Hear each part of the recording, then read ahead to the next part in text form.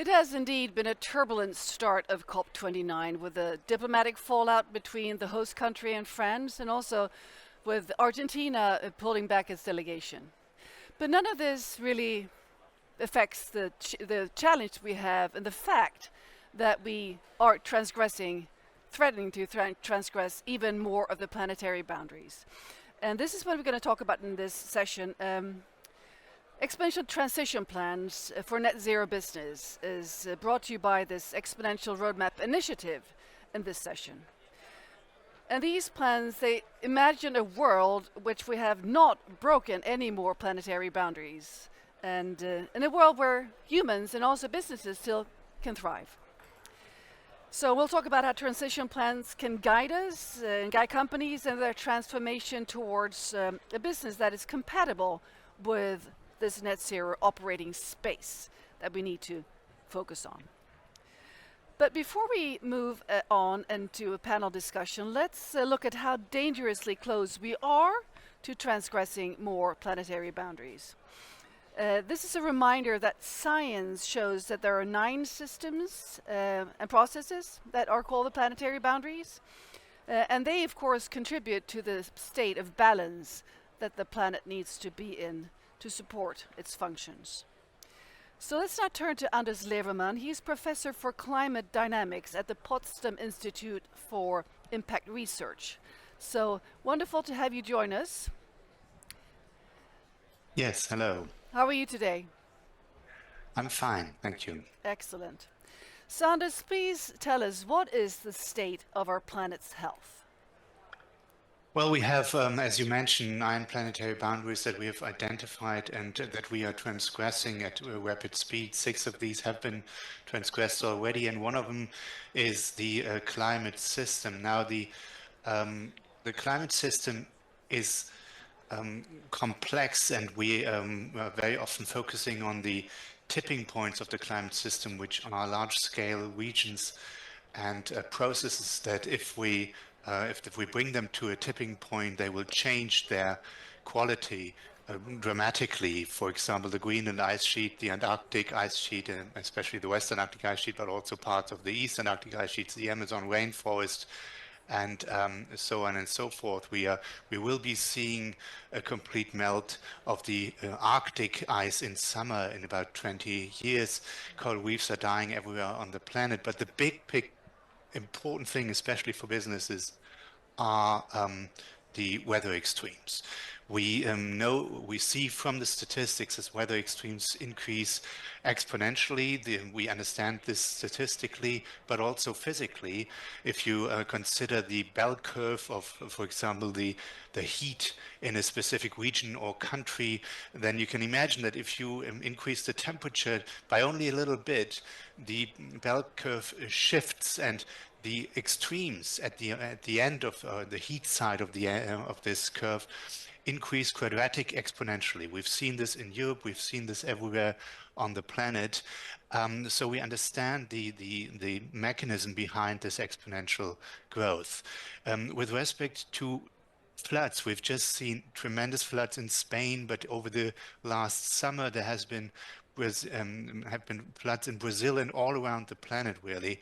This is also deeply footed in physics, because we know the Clausius-Clapeyron equation of 1834, which tells us that a warm atmosphere can hold more water vapor. And this is exactly how extreme rainfall events increase exponentially.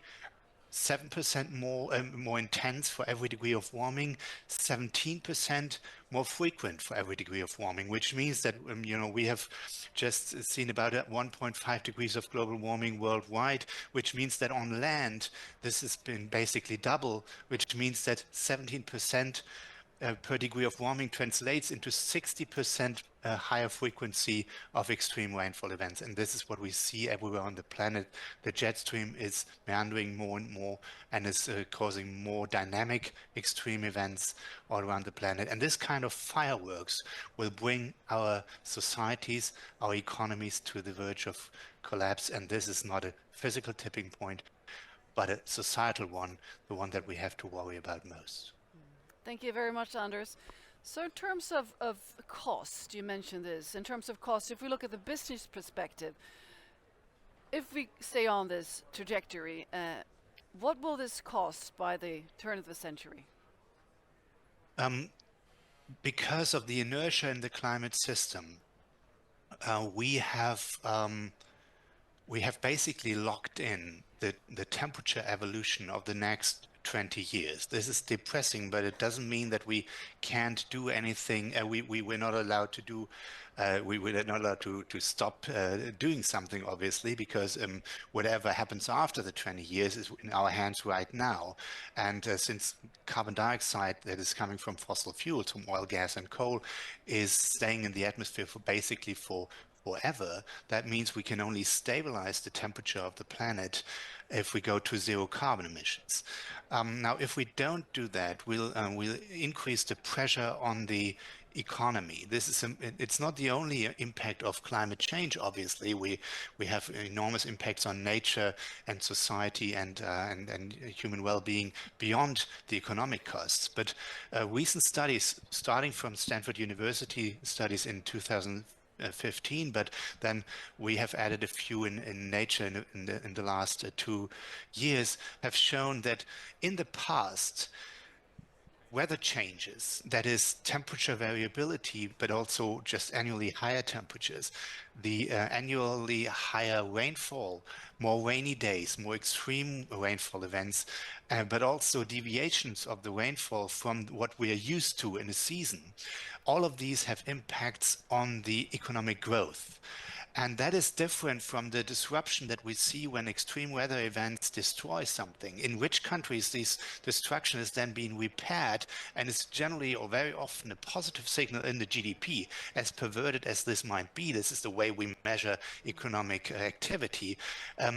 But what we found in the past 40 years to be true is that there has been an impact from weather on economic growth. And this is important because it is transported, transported from one year to the other, and any damage that you cause there is increasing over time exponentially. So we find that in the next 25 years, we'll have a decrease of economic growth by 20% compared to a world without climate change due to the climate change that we have already caused. This is about 6 times larger than the current estimates of the mitigation costs that we have in the next 20 years, which makes the Paris Climate Agreement not only a politically sensible agreement, but also the economically sensible one, because reducing climate change is fundamental for the well-being of the world economy. Well, thank you very much indeed for setting the stage here and for explaining this, the profound impact this trajectory we are on, that it has on our economy and for our businesses, apart from humanity as a whole. So thank you very much, Anders, for staying with us here and sharing your insights. Thank you for having me.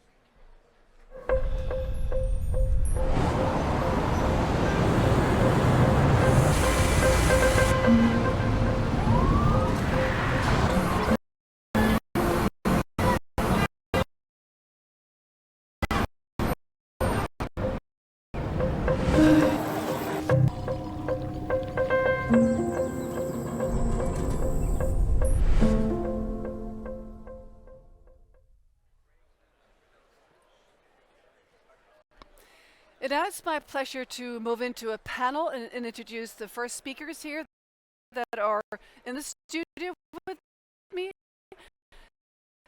We're to have Ghosh, a think tank, Climate, Environment and Water. And also Giulio Berruti, Director of Climate BSR. And with us on Zoom, we have Anna Hall. She's Head of Public Affairs, Energy Division, Alfa Laval. And also we have Claire Wigg with us, who is Head of Climate Exponential Roadmap Initiative. Wonderful to have the two of you joining us on Zoom too. So we just heard about how close we are to transgressing even more planetary boundaries. But we don't really want to imagine a world like Anders stated here, where we don't, but we can't be able to stop this transgression. So let's now imagine a world where we have succeeded, where we have not transgressed any more planetary boundaries, which would be a net zero world, of course. So Claire, starting with you, from the Exponential Roadmap Initiative perspective, what does a net zero world look like for business? Yeah, thank you. Very good to be here, and nice to see everybody. So we think that business will look very different, obviously, in 2050. We've all been told for some years now about the transformations that need to take place. So most existing large companies will need to transform their supply chains, they'll need to transform their processes, their business models, their energy, of course, if we're going to get to a net zero world at all. So what we've done at Exponential Roadmap in the last year, taking inspiration from the planetary boundaries, was that we set out to describe in terms that businesses could relate to what we would call the net zero operating space for business. So if you think about this, it's a space that is constrained. It is constrained. We have to realize that. It's constrained by the need to get as close as possible to zero greenhouse gas emissions and to restore nature. And it's also a space in which we need to meet the needs of all the people who live on this planet in 20, 30 years' time. So from reading UNFCCC reports and from work by others on human needs and the necessary technologies and transformations we all know about, we came up with four characteristics that we think need to apply to all businesses in this net zero operating space. And they're characteristics that all climate solutions have in common. So they are circular. So all business models need to be circular, all material use needs to be circular. And optimized, that's optimized in all possible ways, which means efficient use of all resources and assets. We can't have anything sitting still and not being used. Everything's got to be in use all the time. And renewable, obviously in terms of energy, but also in terms of materials, and then regenerative. We define regenerative as meaning that all the processes a company is engaged in give back more to the planet, to people, to nature than they take. So that's our proposal, is that net zero businesses will be circular, optimized, renewable, and regenerative. And we're talking with our companies, obviously, at Exponential Roadmap about how they move in that direction. Well, thank you very much, Claire Wigg. Turning now to Arunabha Ghosh, from an emerging economy perspective, how does these principles ring to you? What can you say about them? I think in principle there will be agreement. I mean, one of the things with emerging economies is you're already under constraint, not just a carbon constraint or a fiscal constraint, you're on a cost of finance constraint. So efficiency of resources has to be part of your business model if you want to survive in an emerging market, let alone break through into a developed country as an export market. But I think there are now conscious efforts happening towards circular economy. We take India's new critical minerals mission. It's as much about digging up new mines as it is about actually the circular economy of minerals and materials. If you look at the optimization of resources that Claire was talking about, again, the way we are modeling out the growth of our renewables power in the power sector, the optimized role of solar and wind in a combined way actually helps you to transition away from fossil fuels faster than if you went down individual solar or wind or battery pathways. Of course, for emerging economies, the renewable story is also a leapfrog opportunity. Nearly 90% of additional electricity demand in the world will come from emerging markets. So here's an opportunity where you can see that the costs for renewables plus storage, for instance, is cheaper than coal or gas. You automatically get into the renewables-based ecosystem. The regenerative part is interesting because I don't think we have, let alone emerging markets, I don't think we anywhere at scale we have cracked the business models which then become investable financial models for regenerative processes at scale. Yes, there's a lot of regenerative agriculture happening. India is the largest such program in the world. Indonesia is doing things, etc. But when we talk about regenerative from, bioplastics, we're talking about regenerative from the point of view of, valuing nature so that, the value of the tree is, and the value of the soil from which the tree is growing is greater than the value of the chopped wood. All that requires very different approaches towards the business and the financial models that help you scale up. Thank you very much. So Giulio, Berruti, from the BSR perspective, what could you say about the principles that Claire Wigg stated here for net zero world for business? Thanks much for the question, and thanks for having us as well. It's a pleasure. And well, the first thing I'll say is that I could not agree more with what Claire put forward. We also work with businesses, and we've explored these topics in the past year and a half as well with them. And all of this comes from the recognition that some of the businesses that have targets, they are not on the track to reach them. And so they are looking for ways to actually stay within this net zero operating space. So some of the key elements that I want to share here are first on the principles themselves. From what we put forward in terms of ideas, I really agree with the circular, regenerative and renewable that Claire put together. One thing that we have started to explore is also the principle of sufficiency, which is really looking at what we need to stay within the planetary boundaries rather than thinking about what we want. Sufficiency.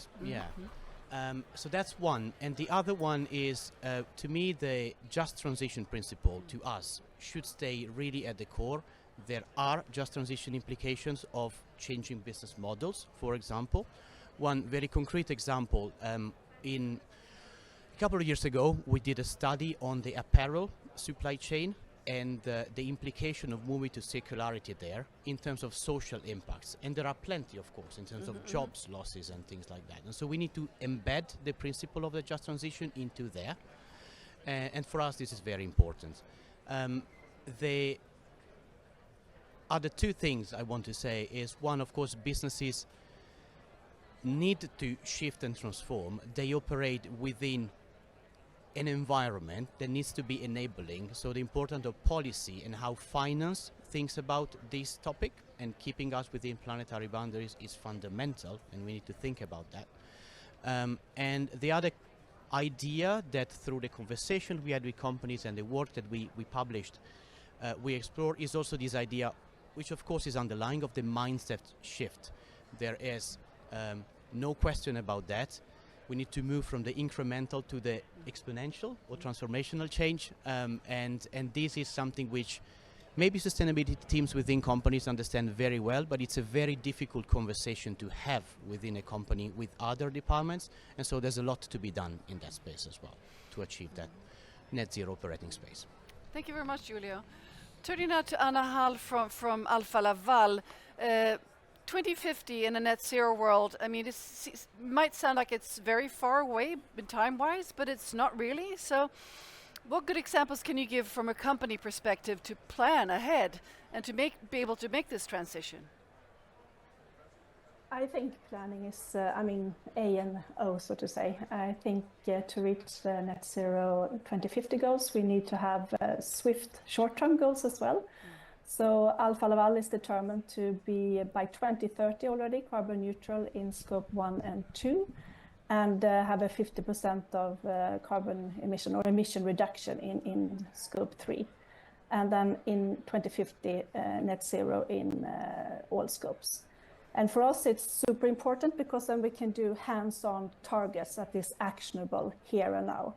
So we work hard with scope 1, of course, how we use our energy and our resources within our premises. Reusing the energy with heat pumps here in Lund in their headquarters, reusing energy from the production processes, and then enabling us to heat our headquarter office and the production facilities up to 90%. And also we work hard with, of course, electrification of transportation and of our own processes. And then in scope 2, we're already above 90% of renewables in the energy we use. And scope 3, we absolutely believe that we need to collaborate over the value chains. So helping our customers, of course, implementing energy efficiency in their processes. We know 40% of the Paris Agreement comes from energy efficiency. And in last year's COP, we agreed upon doubling energy efficiency implementation. And actually, the yearly capacity, I mean, over 100 or millions of heat exchangers that we both install and serve, we decrease the energy consumption by 100 gigawatts, and the carbon emission by 50 million tons, equals the whole emission of Sweden, if we just want to do a comparison. And so that is vital to us to walk the walk and to hold our customers in hand, and then also hold our suppliers in hand. So we work hard with activating the demand for innovative solutions. For example, circular models, reusing all the materials in our production, but also to look into, for example, fossil-free steel, low-emission steel. So now we just implement low-emission steel in one of our products, a whole new product line, and actually we can reduce the carbon footprint on this product with up to 40%, which I think is tremendous, through collaboration and partnership across the value chain. That's quite impressive in this product. So Anna, in terms of reconciling profitability and sustainability, how are you finding this? Because many businesses do struggle with this perspective. Yes, and I think it's a mind shift. For us, investing in sustainability is not a cost, it's an investment. That's super important for us. Maybe it's CapEx, OpEx constraint, but we always come back to that it's an investment. It's about how to be, of course, work with energy efficiency in our own processes, process optimization, and cost reduction, waste reduction, and so forth. That will bring revenues to us.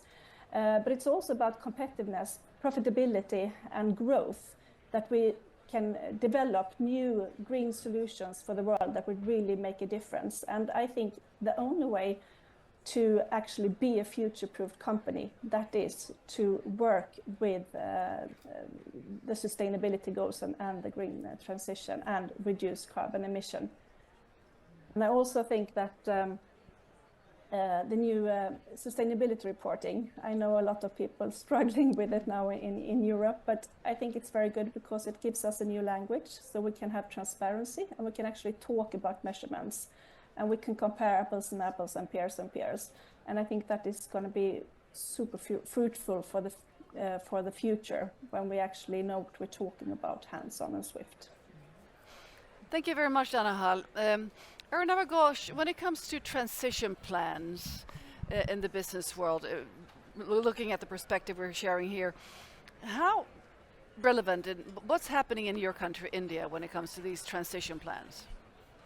I mean, we've been, of course, looking at it not just in India, but across the world. 2 years ago, I served on the Secretary General's high-level expert group on the net zero commitments of corporations. And the good news is that across the world, including in developing countries, over the last 2 years, of the 2,000 largest companies, there has been a 23% increase in the number of voluntary commitments towards net zero.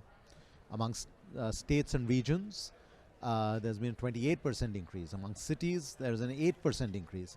In my own country, my organization is working with 17 of India's 28 states. 17 out of the 28. 28 states to look at, different pathways, because, India is a country of countries, so they have heavily industrialized states and heavily agricultural states, and their pathways will differ. The bad news is that many of these plans, they are targets or they're voluntary commitments, but the plans require more granular analysis. From a company perspective, we see across the world that there's a very small fraction of companies that are doing what Anna was describing, right? Which is scope 1, 2, and 3, right? So it's not so much the procedural, but the substantive gaps that are there in the plans.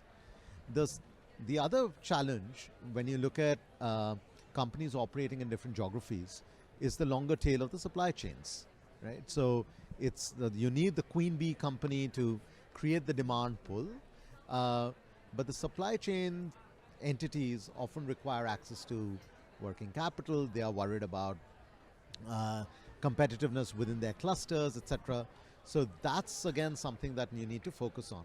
And the third thing that needs to happen is really about establishing the near-term plan. So, 2050 net zero is one thing, but what do you achieve by 2025? What do you achieve by 2030? This gives, in the past, companies have asked for that from governments to give them clear lines of sight. Now I think governments need to ask that from companies. So what are you planning to get to by 2030? What are you planning to get to by 2035? So there is a complementarity. So suppose you were a company that decided to procure a lot of renewable energy, right, for your offtake. Then the government can also accordingly plan out the grid transmission infrastructure that will also sync up in line with that demand, right? So there has to be a two-step tango here, rather than just governments saying companies you do your thing and companies saying governments you do your thing. Thank you for shedding light on this two-step tango. So a question that goes to Giulio and also to Claire here is about the transition plans connected to the business plans and related to the CSRD reporting that is now going on in Europe. So what can you say about this, the alignment here and how we can use the CS3D, or it's actually 3D, to CSRD and CS3D to really push for this alignment of the transition plans and the development of the business plans? Let's start with you, Giulio. Yeah, happy to touch on that. Of course, there is a clear trend in terms of climate transition plan being pushed into regulations, and there are two types of regulations. You mentioned two types: the reporting and the due diligence ones. So CSRD is one of several reporting regulations that are pushing for climate transition plan disclosure. CSDDD is the only one, to my knowledge, that pushes for companies to adopt and put into practice a climate transition plan which is aligned with the Paris Agreement goal of 1.5. And that is a fundamental difference, because what's happening is that in many cases CSRD is helping, and the disclosure is helping companies in harmonizing the indicators that they look at in their climate transition plan. It helps with the harmonization of the different frameworks that exist on CTPs. But if CTPs keep on being a reporting vehicle, they are not going to be as transformational as we want them to be. Mm-hmm. And so that's where due diligence is good and different, in my opinion. The impact of CSDDD still has to be seen, because the directive was approved in 2024 and has to come into force. But I think it has a strong potential, because actually both CSRD and CSDDD talk about the business model transformation aspect of CTPs. And so if CSDDD is truly implemented in the way that it should, then we can really leverage that as a tool to achieve these net zero operating spaces we're talking about today. Thank you. Let's hope for this indeed. Claire, Wigg, what is your take on this topic?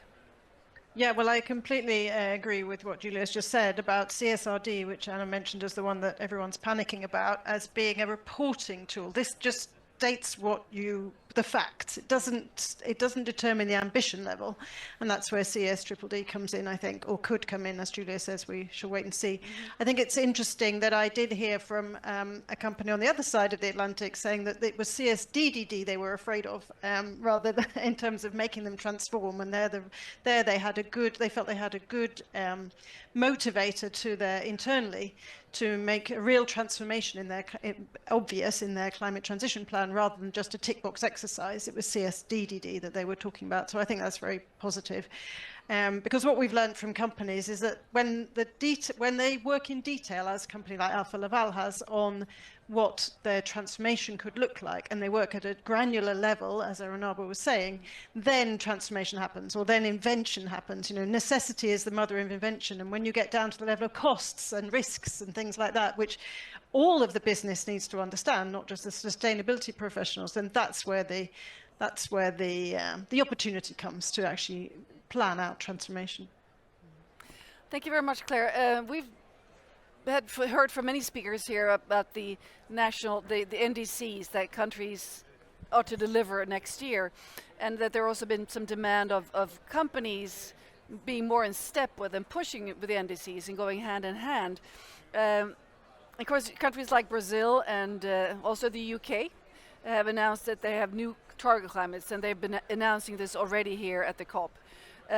So Anna, What are your thoughts on how company transition planning and country transition planning can be interdependent? I think, I mean, if we call for brave and bold NDCs, they should be actionable, localized, they should be measurable and financeable. And that's, of course, policy and legislations that has to come into place. But what we companies can contribute with is the solutions. The solutions already exist. So the governments and negotiators in COP now can be sure that we actually can implement those solutions at scale. And that's really when we need to go into the implementation phase. And I think then private sector, industries, financial bodies, insurance companies, we all need to find this financial model so we can unlock the implementation of the solutions. And I think the discussions that I've attended now here at COP this week has really been to that money exists. We need to just unlock it. And I think that is actually a very happy, fruitful discussion that we can really achieve our goals by collaboration. So I think industry, private sector has a very important role in messaging that it's achievable, and we all have high ambitious scientific-based targets, and we're going to contribute. Thank you very much, Anna. I'm curious, Arunabha, Ghosh, what are your thoughts on this, the interdependency between the NDCs and the businesses' transition plans? I mean, they're certainly interdependent, but interdependent in different ways. One is technology. Actually, if you look at the history of multilateral environment agreements, in many cases, those that have been successful is because business or innovators had already got the solution. And then the treaty or the regime helped to create the market to deploy that solution at scale. The Montreal Protocol is one example of that. And we know that there is a lot of continuing innovation that's happening in the clean tech space that can be given a bigger push were there a multilateral deal that gets ratcheted up over time. But in addition to that, there's another interdependency, which is about trade and investment. And that is not discussed necessarily at a COP, but that is becoming very real. For emerging markets, for instance, there is now a triple whammy that they're dealing with. The first is that there's not a problem we've created, but yes, we acknowledge since Paris Agreement that we've got to be part of the solution. Right? But the double whammy was that we want to be part of the solution, but the investment is not flowing. There's only 15% of global clean tech investment that goes to emerging markets and developing economies, excluding China. So you can set out the policies, but the investment isn't coming. And the third, the triple whammy that's now coming is, even if we were to do the energy transition, where is the scope for the economic transformation? This is where, if large advanced economies start using protectionist policies and just try to hoard all the kind of investment and the capex within their territories, then you don't create globally interdependent, codependent, resilient and reliable supply chains. Imagine it in a different way, where you make a component and Giulio makes a component, I make a component, we all need to trade each other to make the final product. Then not only are we transitioning away from a dirty to a cleaner energy system, we're all creating a stake in the clean industrial economy of the future. This will not come just from bottom-up business. It will require top-down coordination amongst countries. So I said this in front of the Secretary General yesterday, that global collective action requires global collective coordination.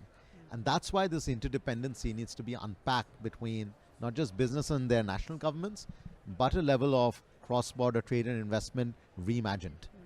And we do see more protectionism on the rise. That's the worry. That is the worry.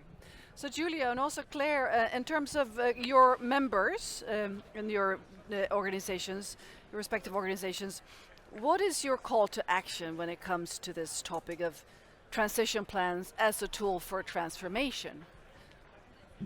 Yeah, I think my simply said, maybe not simply done, call to action is to acknowledge the climate transition plan as a strategy tool, to embrace that. And we all know that the transition is not easy, but it is necessary, and so that we should embrace it and collaborate to get to it.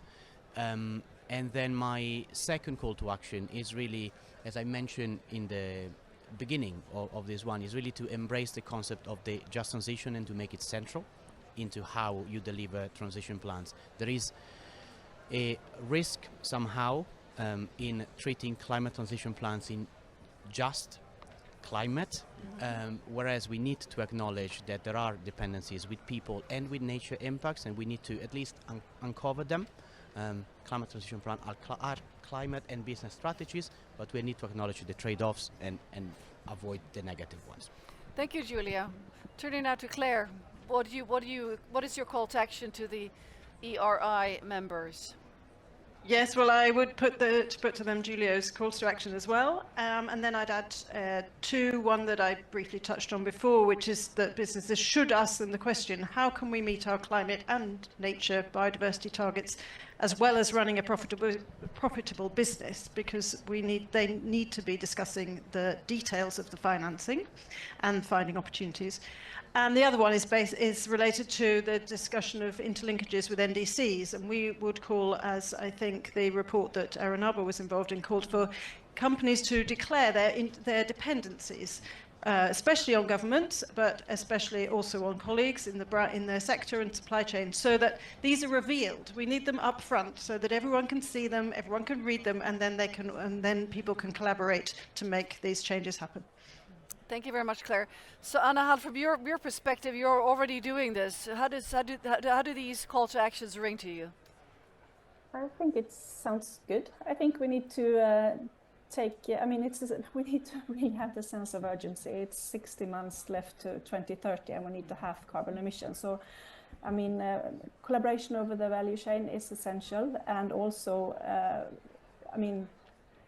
reveal the dependencies, and also realize the importance of policy and regulations, as well as incentives, but also implementation, action.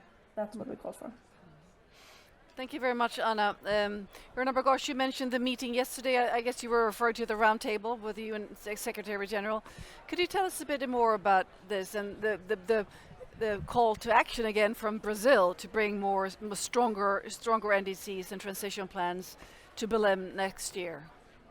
I think increasingly it's becoming evident that as we put forward the next round of NDCs, first the need to link it to climate and nature and biodiversity, because it can't be one or the other, which goes back to some of the original principles that Claire put out. It has to be regenerative, not just extractive. It has to be optimized, not just repetitive.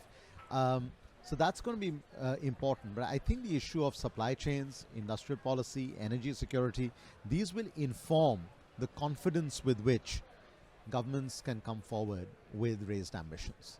Because we are no longer, and in the COP process itself, it's no longer really about setting ambition alone.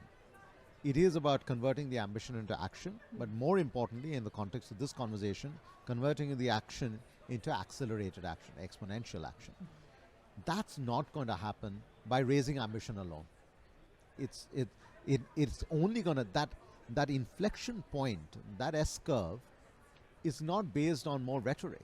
It's based on getting the nuts and bolts of what is the bottleneck that I need to remove in my supply chain. What is the bottleneck that I need to remove in my investment plans? What's the bottleneck I need to remove in interconnections across borders? That kind of sort of coordinated capitalism is needed for us to move into sort of the next stage, the next level. It's kind of like those video games, right? There's no point in a 100-level video game if I'm acing level 10, compared to everybody else. That's no good. I have to figure out how to break through to level 11 or level 20, etc. And I think that's how we have to start thinking. And the pandemic is an interesting example. You would normally take 3 years to get a vaccine, right, with the clinical trials. Got a vaccine in 12 to 15 months. Of course, there was a lot of vaccine inequity, but the point is technologically you could get there because we recognized the asteroid that had already hit the planet. Now there's a different asteroid coming and hitting the planet. And could we do this just on our own? No. A lab in Oxford has to work with a plant in India to scale up, exponentially deliver the solution. That's what we need to do with decarbonization. along with development. Thank you very much, Arunabha, Ghosh. And Giulio, in terms of really leveling up, we're speaking of the gamification terms here, using them, what do you see if you look into the Berlin meeting next year, a year from now? What kind of leveling up are you hoping for in the business community? I think, if I may cite two, I hope that's allowed. It's but one is around the accelerated transformation. So it's a time for implementation. I think I would echo what you said. We don't need to raise the ambition only. We really need to double down on the implementation. And so I would hope that by Belém there is progress that we can show, and that we got there. And the other one is getting back to the point I made earlier about the interconnectedness of the issue. I would think that increased recognition by Belém about that interconnection is what I'm hoping for. Thank you, Julia. And Claire, what levels have we broken through in Belém next year? Well, I'm hoping that all the companies that don't have them will have climate transition plans by then, and that they will be sufficiently granular. And I'm also hoping that more companies will be on track. Giulio mentioned earlier that a lot of companies are unfortunately not on track towards those nice ambitions that they have. So I'm hoping that we will have found some more collaborative breakthroughs, I think, so that, as Anna said, companies get their Scope 3 emissions under control. And Anna? Yes, we just do what we can. We are accelerating. We have a press release next week. I can't reveal the content, but stay tuned. And I think, I can only echo what has been said here, that it's about collaboration, it's about action, and it's about realizing the sense of urgency. 60 months left to 2030. We have a lot of things to do together, and let's start level up together. Well, thank you very much, Anna. We have a few minutes to go before this session ends. Is there anything that we have forgotten to discuss that you would like to bring to the table? Let's start with you, Arunabha. I think what we've not talked about explicitly, it's been implicit in our conversation, especially Giulio has brought up just transition, is people. You know, this will not work if people don't believe that they are the agents of change rather than they are just the recipients of something far removed that is being done to govern their destinies. I say this particularly because this has been the most democratic year in human history, the number of elections that have happened. It's true that. And some have gone some ways and some have gone other ways. And that's not the point. The point is, until we give away our destinies to AI, we are in charge of our destinies. And we've got to understand that the economic agent by day is a citizen by night. And we've got to bring people more explicitly into that conversation about transitions, about leveling up, about a different way of radical collaboration. Thank you. Beautifully put. And I'm not sure that I completely like this phrase, when we hand over to the AI, but well, we'll leave it at that. Would you like to add anything, Giulio? I think we touched on a lot of topics. I will just underscore, when we talked about the CSTDD component, I think that provides a very good opportunity to de-silo some of the work that's been going on in sustainability with the human rights field, with us climate and nature professionals. And I think we should jump on that wagon and embrace it as companies. Thank you. It's all interconnected, huh? Yeah. So, Claire and Anna, one last round. Yes, anything you'd like to add? Yeah.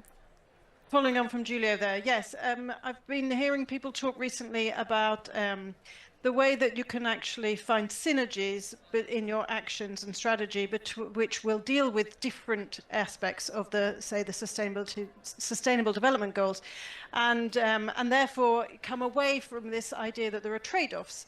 And I think we need to move towards a language of there being synergies rather than trade-offs within company action and country action. So that would be nice to see. Thank you. And Anna, you get the last word here. Yeah, I totally agree. It's about people. I think also we jointly have to bring the good examples so we actually succeed. I'm a mother of 4, and I keep telling my kids all the good examples I find every day to see that actually we're taking one step at a time. because it's so easy to see the big picture and get a little bit depressed. But we have a responsibility to next generation and to our own generation, to the people we live with on this planet, to bring up the good examples and, I mean, really point out how we can level up together. Excellent. Well, let's finish this by the word saying level up. I mean, that's excellent. It's gamification, and maybe that's a good way of looking at it, even if it's much more than a game. So thank you very much for joining us here, Arunabha, Ghosh, and also Giulio, of course, and Anna and Claire. It's been wonderful to have this conversation with you, and this has been brought to you by Exponential Roadmap Initiative that really works very focused on this topic. So thank you for joining us.